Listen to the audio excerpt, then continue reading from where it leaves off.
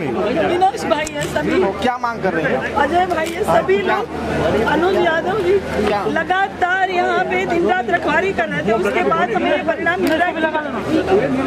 तो क्या मांग कर रही हैं?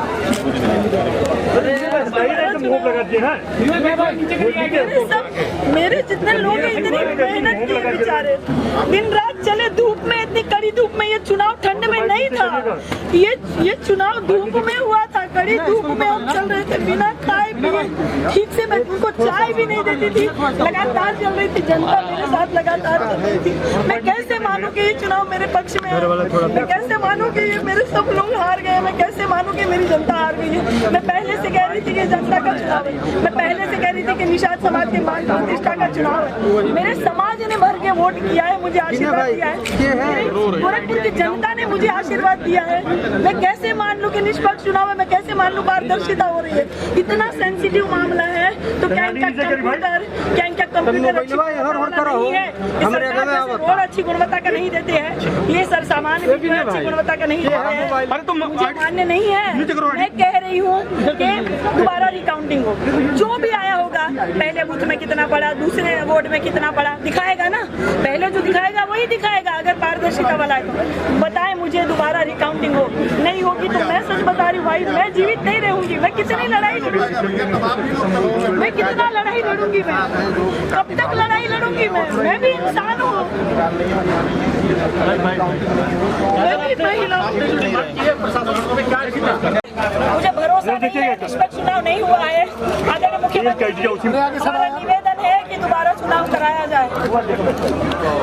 लड़ती है, हर कोई कहता है बिल्कुल शेरनी की तरह लड़ती है भाई। जब ऐसे लोगों के साथ ये हो रहा है, भाई हमारा सांसद, भाई हमारा विधायक बस खत्म, क्यों चुनाव कर रहे हो भाई? क्यों मेहनत करवा रहे हो गरीबों से? क्यों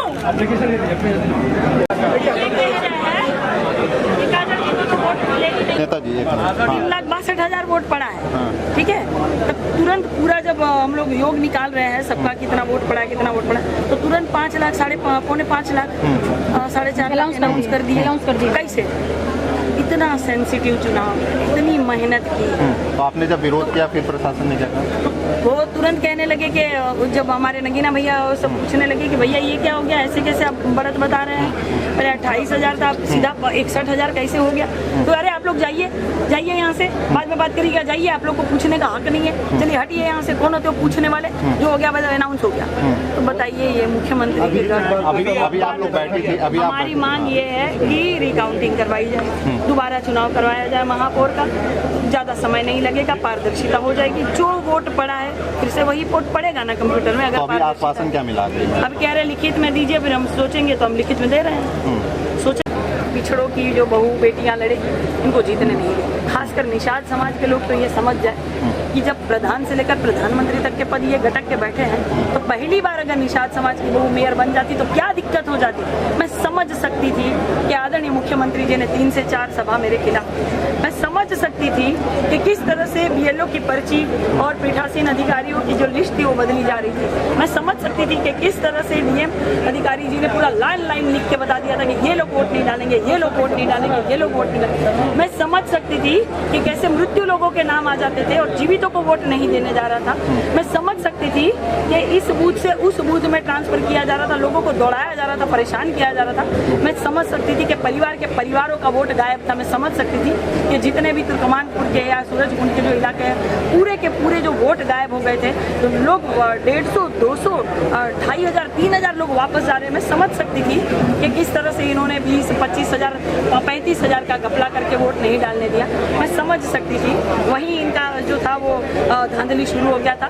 क्यों? कैसे मानूं कि ये जो काउंटिंग चल रही थी पारदर्शिता वाली चल रही थी? इसका मतलब कि अगर ये लास्ट में ये सब नहीं हुआ तो इसका मतलब ये घपला चल रहा था। सारे प्रत्याशी तो जा रहे थे बेचारे ये सोच के कि हम हार गए, इसमें पार्षद भी थे कितने, सोच रहे थे अच्छा हम हार गए, कोई बात नहीं, ये जनता का निर्णय होगा। कैसे मान ले? कैसे मान? पहले ही आप इसकी आशंका जता रहे, चुनाव से पहले ही आप आशंका जता रहे। बराबर मैंने दिखाया था, मैंने बताया था, उस बूथ का नाम मैंने बताया था।